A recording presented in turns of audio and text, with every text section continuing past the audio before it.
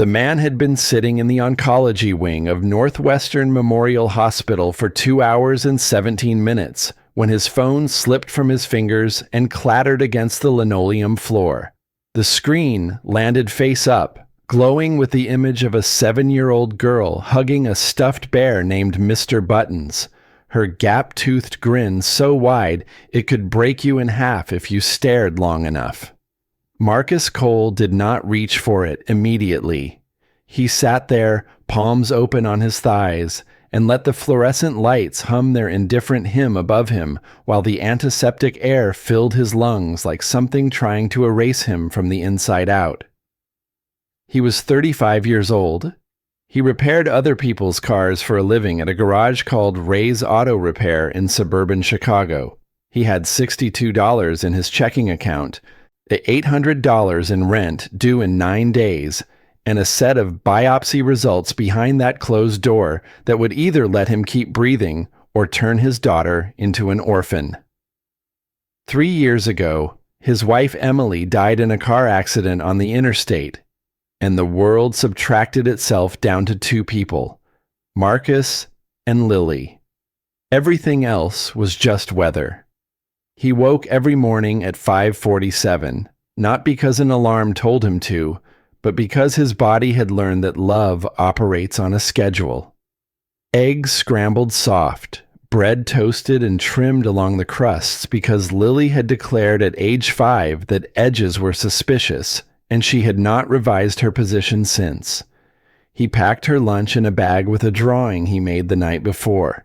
Stick figures mostly, nothing compared to what she could do, but she kept every single one in a shoebox under her bed, as though they were currency in a country only the 2 of them inhabited.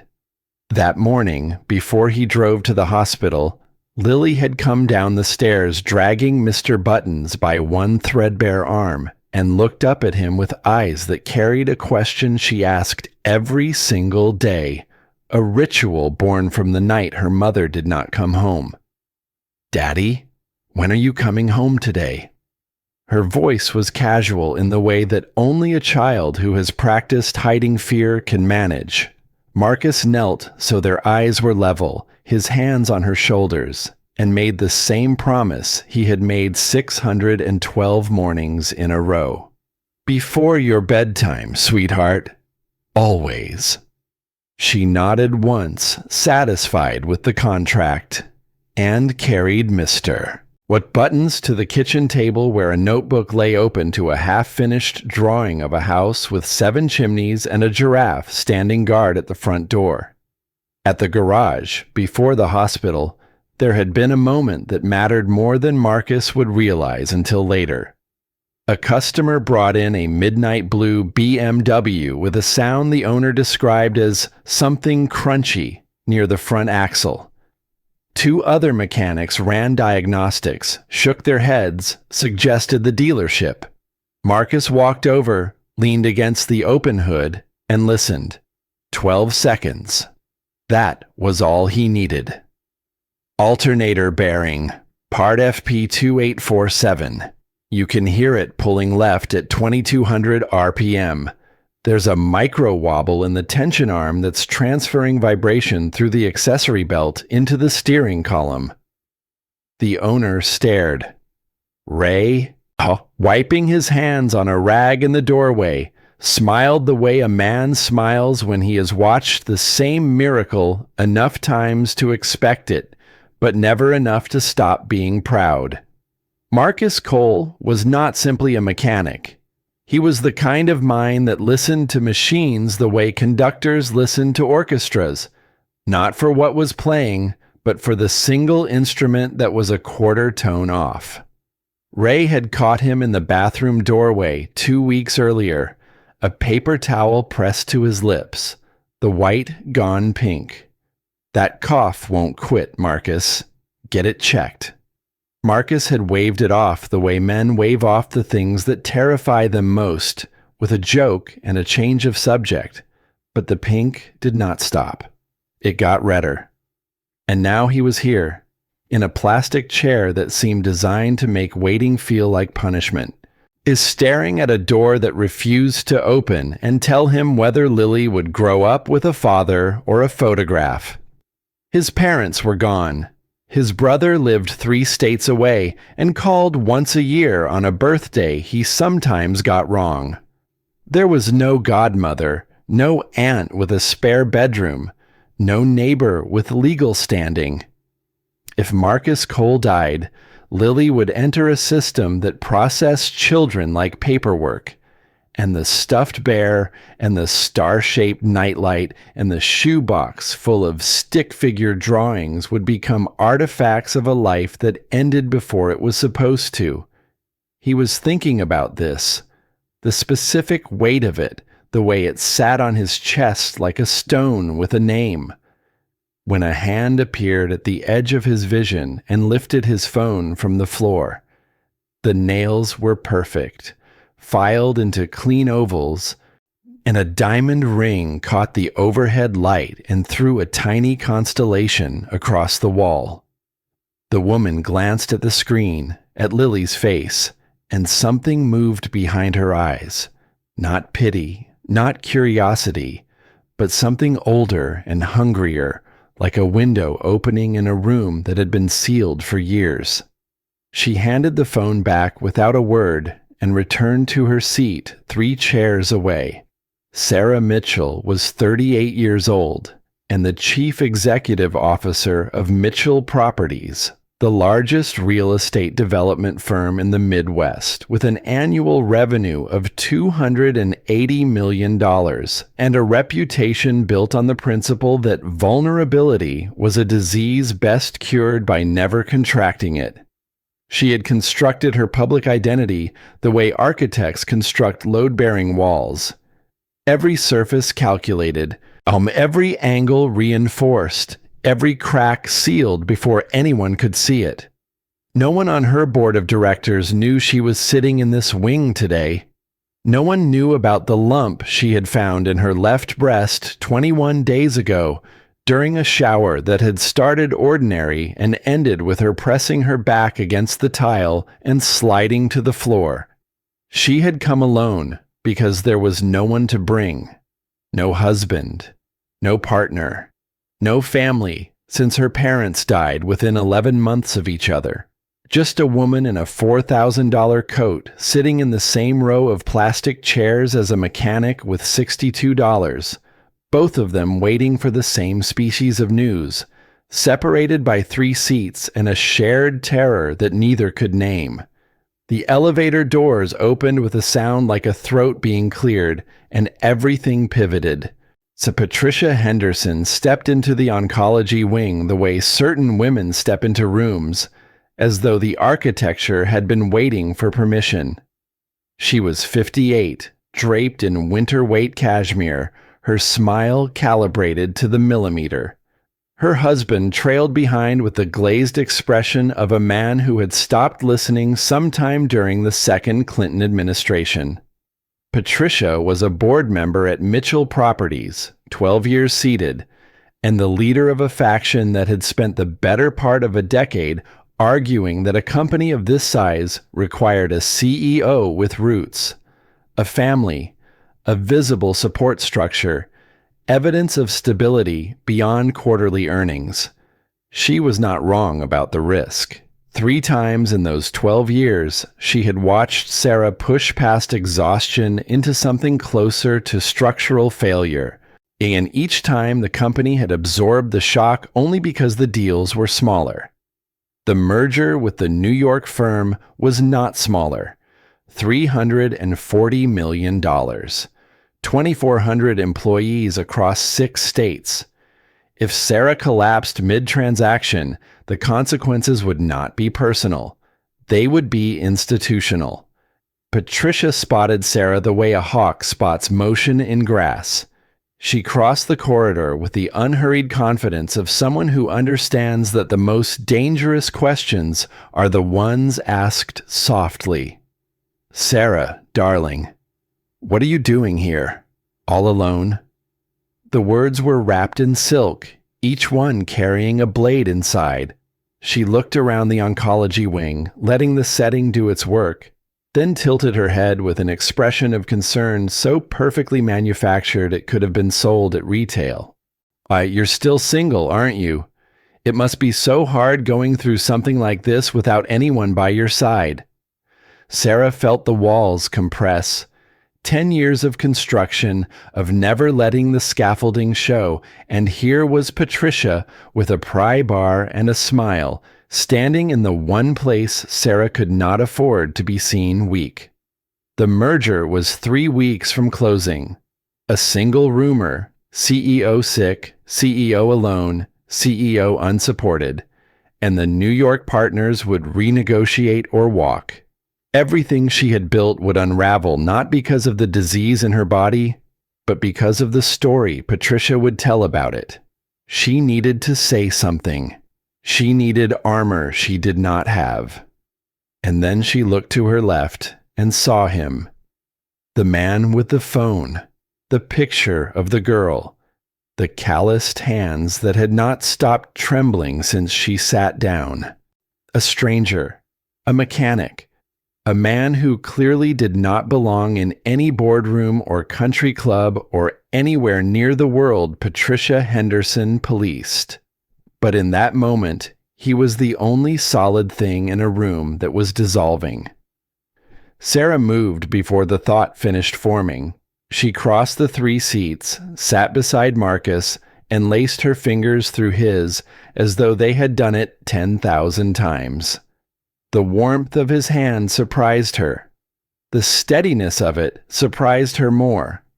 She looked up at Patricia with a smile that could have frozen a river mid-current. "My husband is right here, Patricia." Marcus went rigid. His brain attempted to process the fact that a woman he had never met was holding his hand and claiming him in front of someone who looked like she audited people for sport. Every reasonable instinct told him to pull away, to stand up, to say there had been a mistake. But he looked into Sarah's eyes, and behind the polish and the performance, he saw it. The same animal terror he had been carrying all morning, reflected back at him like a mirror hung in a burning house. He knew that look. He wore it every night after Lily fell asleep, and the apartment got quiet enough for the fear to speak. He shifted closer, placed his hand on the small of her back, protective, natural, the way a man does when the gesture has become muscle memory. Patricia's eyes narrowed. She studied his worn jacket, his calloused fingers, the way he held himself. Marcus answered her questions with a calm he did not feel, his voice steady and vague. He worked with his hands. He valued his privacy. He supported his wife from behind the scenes. Not every marriage needed a spotlight. And he even smiled, small, tired, real enough to pass. And Patricia, finding no crack she could pry, retreated to the elevator with suspicion still flickering behind her eyes like a pilot light that refuses to die. The moment the doors closed, Sarah released his hand. "Thank you." Barely audible. "I'm so sorry. I don't know what came over me." Marcus looked at her, really looked, and without the armor of her posture and her coat and her careful blankness, she seemed smaller, more human, more like someone who had been carrying something heavy for so long she had forgotten it was not part of her body. He recognized the exhaustion because he saw it in his own mirror every morning at 5:47. "You're waiting for results too." It was not a question. Sarah nodded. "I'm Sarah." A pause. Marcus. They sat in silence. The 2 strangers bound by a lie and a terror that had no language, while the clock on the wall moved toward a future neither of them could see. The nurse called both their names 20 minutes later. Same doctor. Inconclusive. Both would need additional imaging, another biopsy, a PET scan. They would have to come back in 3 days. 3 more days of not knowing. 3 more days of looking at Lily and wondering if he was memorizing her face or just loving it.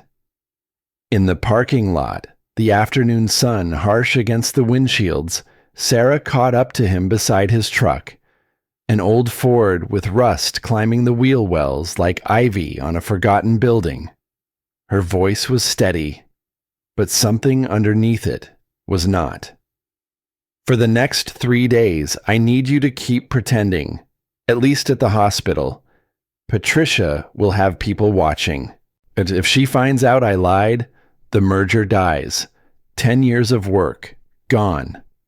Marcus shook his head, keys biting into his palm. I don't belong in your world, Miss Mitchell. I fix cars. Whatever game you're playing with your board, I can't be part of it. She hesitated. He could see her calculating, the CEO machinery turning behind her eyes, and he could see the exact moment she hated herself for what she was about to say. If your results don't go well, I can help you find someone to take care of your daughter. Good people, a stable home. I have resources. The words landed in his chest like a fist wrapped in velvet. He had been thinking about nothing else for weeks. Who would take Lily? Who would cut her crusts? Who would know about the nightlight and the shoebox and the way she talked to her mother's photograph every night before sleep? And here was this woman, this stranger in a coat that cost 5 months of his rent, offering the one thing he could not build for himself, a net beneath his daughter. He stood there for a long time, the keys pressed crescents into his skin. Every instinct said walk. This was not his world, not his fight. But then he thought of Lily's drawing, the house with 7 chimneys and the giraffe standing guard, and the way she asked every morning if he was coming home, as though the answer might one day change. If there was even a fraction of a chance that this woman could protect his daughter, the math was simple. The math was always simple when it came to Lily. 3 days, that's it. His voice was flat, the sound of a man signing a contract he does not trust with terms he cannot verify. Sarah nodded, and something in her chest loosened by exactly 1 degree. Neither of them knew that those 3 days would become the most real thing either of them had felt in years. And neither of them knew what was waiting. Not at the hospital, not in Patricia Henderson's office, but in the small, quiet space between 2 people who had forgotten what it felt like to be seen. The first day of the arrangement began with paperwork and ended with something neither of them had budgeted for. Marcus arrived at Northwestern Memorial in clean jeans and a button-down shirt he had ironed for the first time since Emily's funeral, the collar still holding a crease where the fabric remembered being folded for 3 years. He felt counterfeit the moment he stepped through the automatic doors. A man wearing someone else's life the way a child wears a parent's shoes, shuffling forward and hoping no one looks down.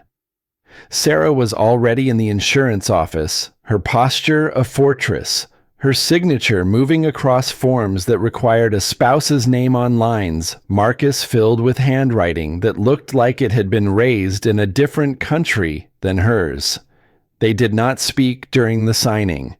The pen did all the talking, and what it said was that 2 strangers had entered into a contract built on nothing but mutual desperation and a shared waiting room. Afterward, the cafeteria. Fluorescent light the color of old milk. Coffee that tasted like it had given up on itself. Sarah checked her phone for emails that did not matter, her thumb scrolling with the mechanical rhythm of someone filling silence the way you fill a hole. Not because you need what goes in, but because you cannot stand the emptiness. Marcus turned his cup slowly, watching the black surface ripple, and waited for the awkwardness to either kill them or evolve into something survivable. He did not expect what came next. "Tell me about your daughter." Sarah's voice carried no warmth yet, but it carried something adjacent. A door being tested from the other side, a knob turning without commitment. Marcus looked up, weighed the question the way he weighed risks, and decided that talking about Lily was the one thing he could do without pretending. He started with the drawings, notebooks filled cover to cover, animals with impossible anatomies, houses with rooms that defied architecture, with forests where the trees had faces and the rivers ran uphill. "She drew the way some people pray," he told her, as if putting the pen down would break a spell. He told her about the star-shaped nightlight that had to be plugged in before Lily would close her eyes, because the dark was the one enemy she had not figured out how to put on paper. He told her about the night, 4 months after Emily died, when Lily had looked up from her cereal and asked whether Mommy was watching them from the stars, and how the question had been so sincere, so entirely without self-pity, that Marcus had excused himself to the bathroom and pressed a towel against his face and wept in a way that used muscles he did not know he had. Sarah listened the way a person listens when they have forgotten the skill and are relearning it in real time. She did not interrupt. She did not redirect. She did not check her phone. For 10 years, the only conversations that reached her ears had been about acquisition costs and zoning variances and board composition and leverage ratios, language stripped of blood.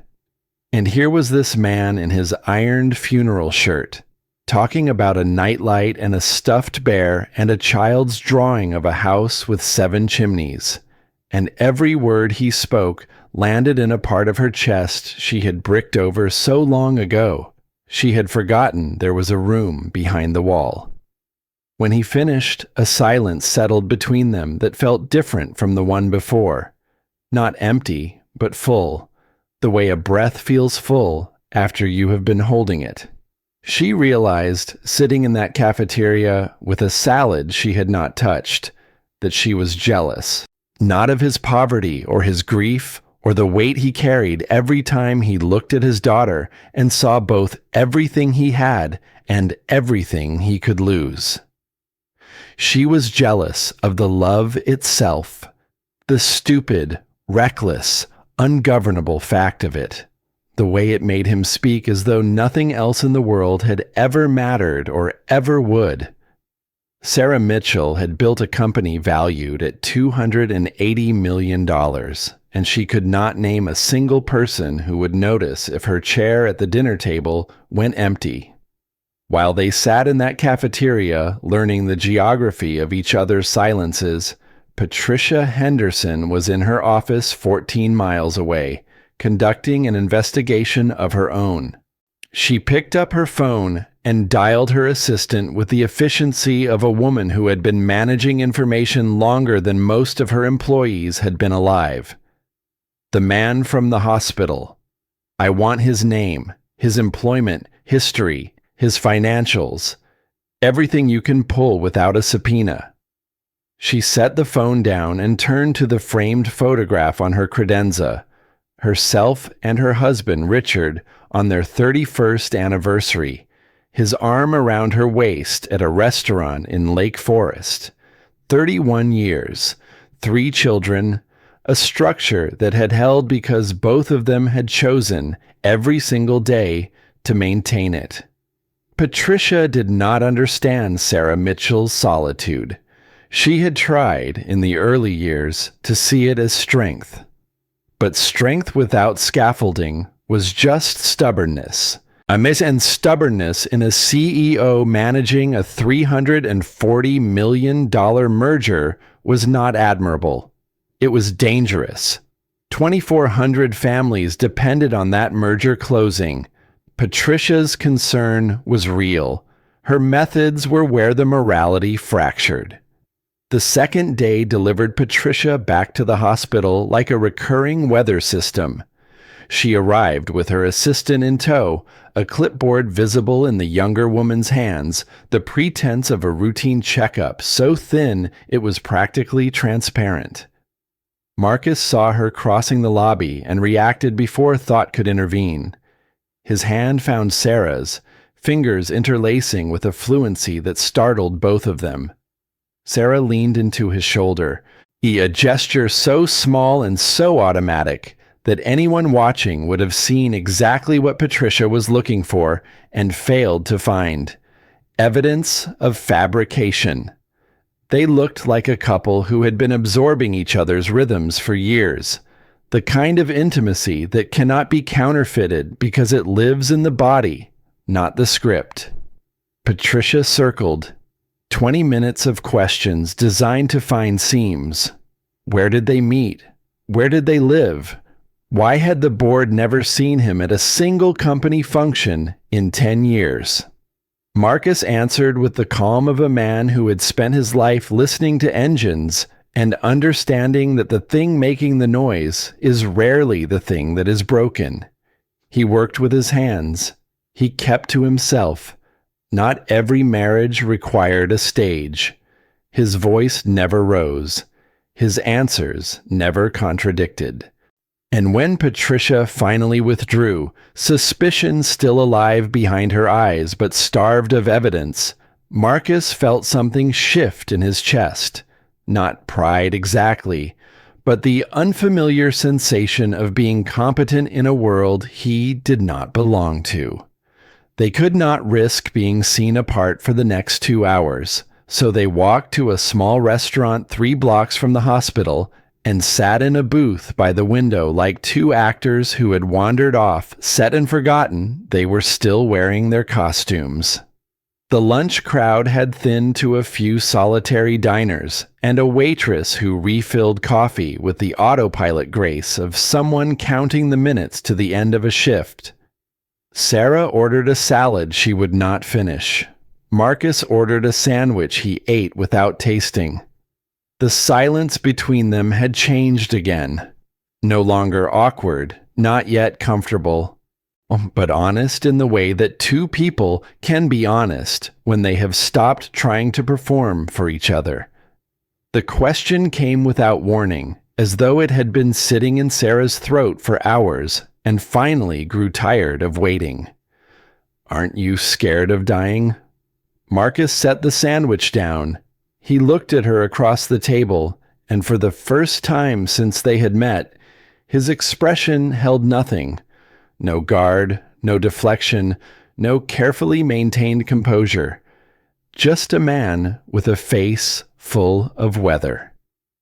Terrified. But I'm more scared of Lily becoming an orphan than I am of anything death could do to me. The cancer isn't what keeps me awake. The pain isn't what keeps me awake. It's the thought of her sitting in a room somewhere, waiting for someone to come home, and nobody coming. That's the thing with a shape. Oh, that's the thing I can see. Sarah did not respond. She could not. His words had found a door inside her that she had locked with such precision, such architectural certainty, that she had forgotten the room behind it existed. But now the lock was turning, and what she saw inside was not grief or regret, but inventory, a catalog of absences she had curated over 20 years and called independence. Her parents, dead within 11 months of each other when she was 29. An engagement that dissolved in her early 30s, not because of infidelity or cruelty, but because her fiancé told her she loved her company the way most people love their children, and there was no room left for a person made of flesh. 10 years since then. 10 years of proving he was right and calling it victory. I built something no one can take from me, she said, her voice quieter than Marcus had ever heard it. But I built it in a room with no doors. And now I'm not sure I know how to get out. It was the first true thing she had said to anyone in longer than she could calculate, and it cost her something she could feel leaving. A piece of the wall she had maintained so carefully that its removal left a draft.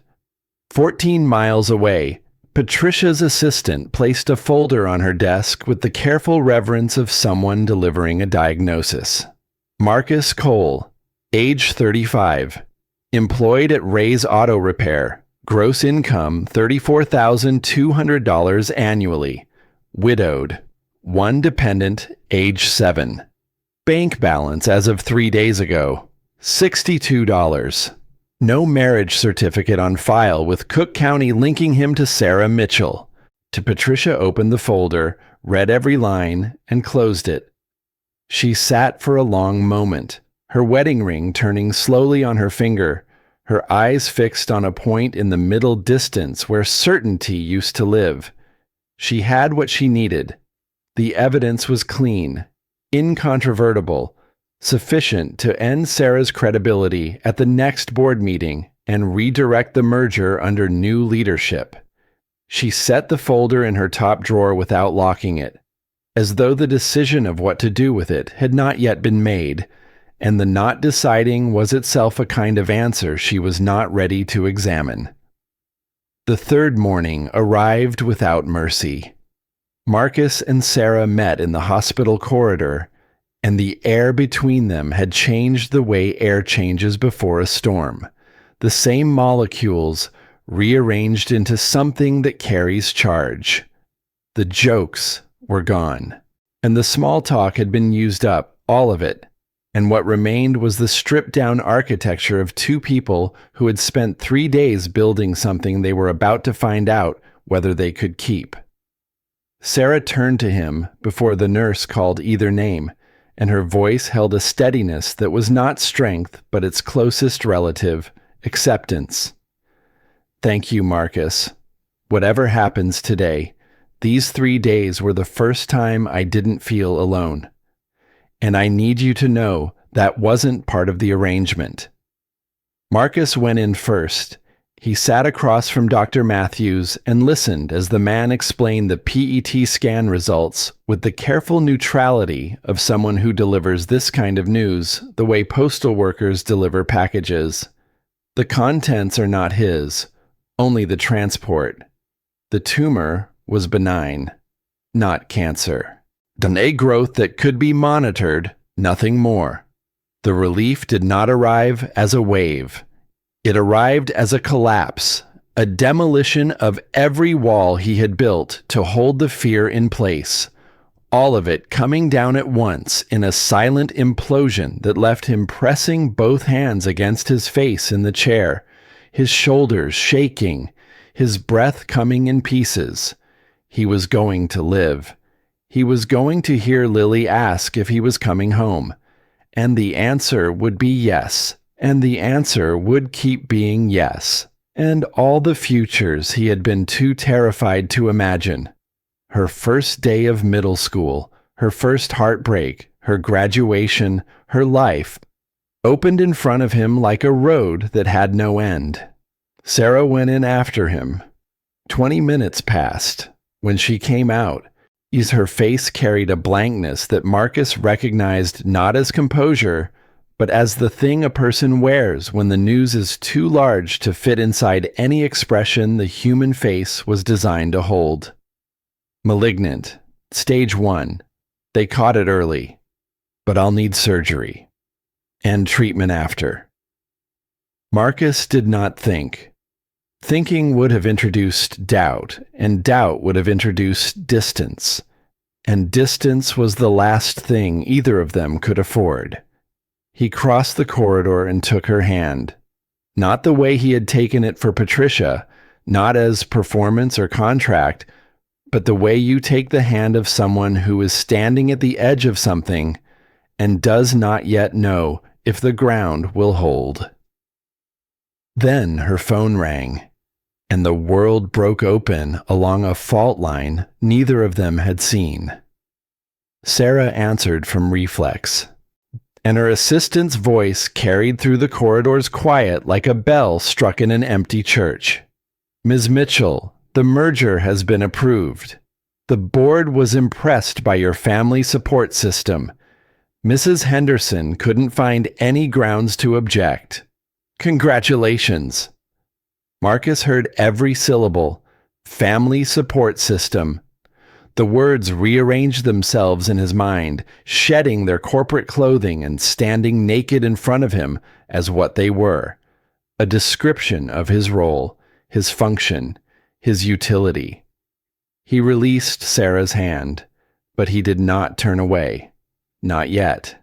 In his chest, a war was being fought between the part of him that had spent 3 days feeling something he thought had died with Emily, and the part of him that had learned, at the cost of everything, that opening yourself to someone is just another way of giving the world a new place to cut. He looked at Sarah, and what he saw was not a con artist or a CEO or a woman who had used him. What he saw was someone he had started to trust, and trust was the thing that had nearly killed him the last time he let it in. Congratulations. Your deal went through. His voice was not angry. It was something worse. It was quiet, the way a house is quiet after everyone has left. Sarah reached for him. Marcus, you don't understand. He shook his head slowly, and when he spoke again, the words came from a place so deep they barely had air behind them. I just wish it hadn't felt real. He walked to the elevator. The doors opened. He stepped inside. And the last thing Sarah Mitchell saw before the steel closed between them was the face of a man who was not leaving because he was deceived. He was leaving because he had been undeceived about his own ability to survive another loss. That night, Marcus sat on the floor of Lily's bedroom, his back against the wall, watching her sleep in the glow of the star-shaped nightlight. She was safe. He was alive. The math should have balanced, but there was a deficit in his chest that no equation could address. A space shaped exactly like 3 days in a hospital with a woman who had asked him about dying and then showed him what it looked like to live without anyone to notice. He did not call her. She called him 6 times. He watched the screen light up and darken, each ring a question he did not know how to answer. On the other side of the city, in a penthouse where the lights of downtown Chicago glittered through floor-to-ceiling windows that reflected nothing back but her own silhouette, Sarah Mitchell sat in the dark with her phone in her lap and understood, for the first time in her adult life, that there are empires you can build that will never keep you warm. 10 days after Marcus walked into that elevator, Lily came home from school with a drawing tucked under her arm and a smear of green paint on her chin that she had not noticed or did not care about. She dropped her backpack in the hallway, carried the paper into the kitchen where Marcus was stirring mac and cheese with the mechanical focus of a man who had turned cooking into a form of not thinking, and held it up with both hands like a proclamation. The 3 figures stood in front of a house.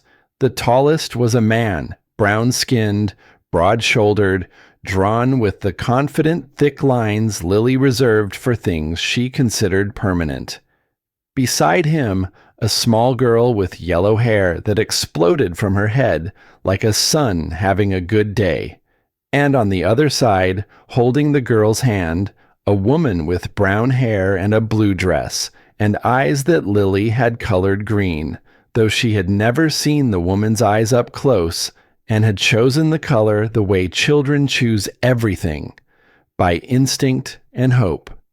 Above all 3 of them, a yellow sun with a smile so wide it used up most of the sky. "Who's this?" Marcus pointed to the woman, and his voice came out with a crack he had not authorized. Lily climbed onto a kitchen chair and leaned over her own work with the critical eye of an artist reviewing a commission. "That's Daddy's friend, the pretty lady. She looked sad. I wanted to draw her being happy with us." Marcus stared at the paper. He had not mentioned Sarah's name to Lily. He had not shown her a photograph or described the 3 days at the hospital. But Lily had the same gift her mother had: the ability to read the spaces between what people said, to hear the frequency of a silence and know its shape. She had watched Marcus come home that last day and sit in the living room without turning on the television. She had heard him not call someone 6 times in one night, and she had done what she always did when the world presented her with something broken. She drew it whole. That night, after Lily fell asleep with Mr. the buttons wedged under her chin and the star-shaped nightlight painting its slow rotation across the ceiling, Marcus sat at the kitchen table with the drawing flattened in front of him and his phone beside it like 2 pieces of evidence in a case he was building against himself. He traced the outline of the woman in blue with his finger and thought about the restaurant, the booth by the window, the moment Sarah told him she had built a room with no doors. He thought about the way her hand felt when he took it after her diagnosis. Not the performance grip they had used for Patricia, but the real one, the one that carried weight and warmth, and the terrifying admission that neither of them was as alone as they had arranged their lives to be. He picked up the phone. His thumb hovered, and then he set it down and went to the bedroom and lay in the dark and did not sleep. 4 days later, on a Tuesday morning 14 days after her diagnosis, Sarah was wheeled into the preoperative holding area at Northwestern Memorial. The room was cold in the way that hospitals are cold. Not a temperature, but a philosophy, as though the building itself believed that warmth was a distraction from the seriousness of what happened inside it. She lay on the gurney in a gown that tied in the back and left her feeling like a package that had been opened and not yet decided upon. A nurse appeared, clipboard in hand, professional sympathy arranged across her features with the precision of someone who had practiced it in a mirror until it looked involuntary. "Ms. Mitchell, is there anyone we should contact? Any family we can call?" Sarah shook her head. "No. There's no one." The nurse made a note and moved on, and the click of her pen against the clipboard sounded in that quiet room like a lock engaging. The tears arrived without announcement. They came not from the place where fear lives, but from somewhere deeper and less forgivable. The place where choices accumulate into consequences, where every door you close becomes a wall you cannot see through, where the word independence slowly, over 20 years, becomes indistinguishable from the word alone. She was not crying because the surgeon would cut into her body in 40 minutes. She was crying because she had spent her entire adult life becoming someone no one could reach, and she had succeeded so completely that the achievement and the punishment were the same thing. She asked the nurse for a pen and paper. Her hands were trembling, but trembling hands had signed every major contract of her career, and she was not about to let them stop her now. The letter was short. Every word was selected the way a person selects what to carry out of a burning building. Only what matters, only what you cannot replace. "Marcus, I chose you that day because I needed a fake husband. But in those 3 days, I realized I didn't need a husband. I needed someone who truly saw me. You were the first person to do that in longer than I can measure. I'm sorry I wasn't brave enough to say this when I still had time to say it without a hospital gown on.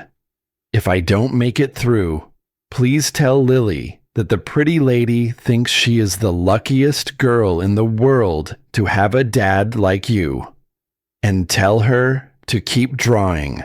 What the world needs people who know how to make broken things whole." She folded the letter, sealed it in an envelope her assistant provided, and gave instructions for its delivery. Then they wheeled her down the corridor toward the operating room, and she closed her eyes and let the ceiling tiles scroll past like credits at the end of a film she was not sure she would see the sequel to. The envelope arrived the next morning, hand-delivered by a young woman in a charcoal suit who said nothing, extended it, and left. Marcus was standing in the kitchen doorway with a spatula in one hand and the smell of eggs behind him. He recognized the handwriting.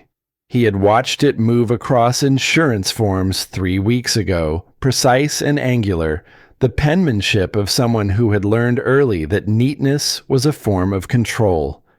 He opened it, read it once standing up, read it again leaning against the doorframe because his knees had developed opinions about remaining straight. Read it a third time sitting on the kitchen floor while Lily watched him from the table with her spoon suspended halfway between the bowl and her mouth. "Daddy, your eyes are red." Marcus did not answer. He was already on the phone. First the garage, telling Ray he would not be in, his voice carrying the particular flatness of a man who has made a decision that is larger than the words available to describe it. Then Mrs. Rodriguez, asking her to watch Lily, not explaining why, because the explanation would have required him to say things out loud that he was still assembling into coherence inside his own chest. 20 minutes later, his truck was on the expressway, the engine making a sound he would normally diagnose but today did not hear, because every frequency in his brain was tuned to a single signal. The image of a woman lying in a recovery room with no one beside her, no hand to hold, no voice to be the first thing she heard when the anesthesia released its grip. He found her in a room on the 4th floor, still unconscious, her face pale against the pillow, her hair spread around her head in a way that made her look younger and less defended than he had ever seen her. He pulled a chair to the bedside, sat down, and took her hand. Not the way she had taken his that first day. Not as strategy, not as survival, not as anything that could be filed under transaction or arrangement. He took her hand the way you take the hand of someone you have chosen, knowing the cost. Having done the arithmetic of loss and decided that the risk of loving is still cheaper than the price of remaining safe. An hour passed. Nurses checked monitors. Machines beeped their patient arithmetic. Marcus did not move. He sat with her hand in his and waited the way he had waited in that oncology corridor 3 weeks ago. Except this time, the waiting was not for a result. It was for a beginning. Sarah opened her eyes. The ceiling was white. The light was wrong. Too soft for morning, too warm for the fluorescent corridors, she remembered. She turned her head and saw him. Her lips moved before her voice caught up. "Marcus, am I dreaming?" He shook his head. "No, I'm here." Her eyes filled. "Why?" He looked at her for a long moment, and when he spoke, the words carried the weight of a man who had walked away from something and walked back and understood that the walking back was the braver act. "I'm not here to pretend to be your husband anymore." A breath. "Then why?" His hand tightened around hers. Not much, just enough for her to feel the difference between holding and choosing. To be someone who stays. For real this time. 2 weeks after the surgery, in an office 14 miles from the hospital, Patricia Henderson opened her top drawer, removed the folder she had placed there without locking it, and held it in her hands for the last time. Her assistant stood in the doorway, waiting. "Should I prepare the report for the board?" Patricia looked at the folder. The name, the income, the bank balance, the absent marriage certificate, All the evidence she had spent 12 years learning how to weaponize. She thought of the man in the worn jacket who had answered her questions without flinching. She thought of the $62. She thought of the 7-year-old girl she had never met. Then she fed the folder into the shredder beside her desk and watched the teeth reduce it to confetti. There are some victories that cost more than their worth. This is one of them. 3 months later, on a warm afternoon in late May, Marcus and Lily and Sarah sat together on a bench in Millennium Park. Sarah had finished her first round of treatment. The surgery had gone well. The doctors used words like optimistic and encouraging and continued monitoring, which in oncology is as close to celebration as the vocabulary allows. Her hair had thinned. She had lost weight, but there was something in her eyes that had not been there before. A lightness, not from the absence of weight, but from the presence of people willing to help carry it. Marcus was still at Ray's garage, still diagnosing engines by ear, still making $62 deposits look like enough when paired with the right kind of stubbornness. But now, when he came home, someone asked about his day who was not 7 years old, and the apartment had begun to accumulate evidence of a third presence.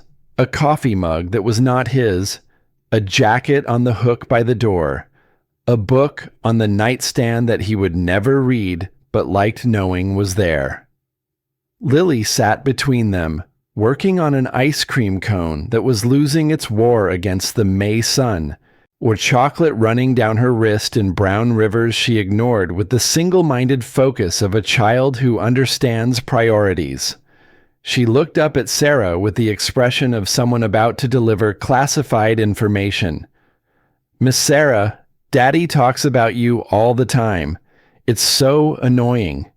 Marcus's face went a shade of red that had no name in any paint catalog, but Lily was not finished. "But I like it. Because when he talks about you, he smiles. He didn't smile like that for a long time." Sarah looked at Marcus.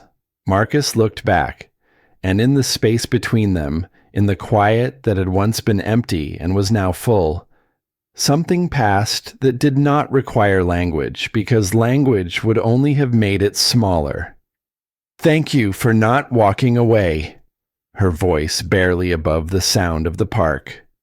Marcus rested his hand on her shoulder, the same gesture he had used that first day in the oncology wing, except now it carried the full weight of choice instead of performance.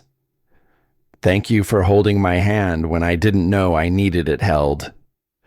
Lily looked between them with the impatience of a 7-year-old who had seen enough romantic comedies at Mrs. Rodriguez's house to know where this was heading. "Are you guys going to kiss or what?" They laughed, both of them, at the same time, the kind of laugh that arrives when the body finally lets go of something it has been clenching for months. Sarah leaned into Marcus's side.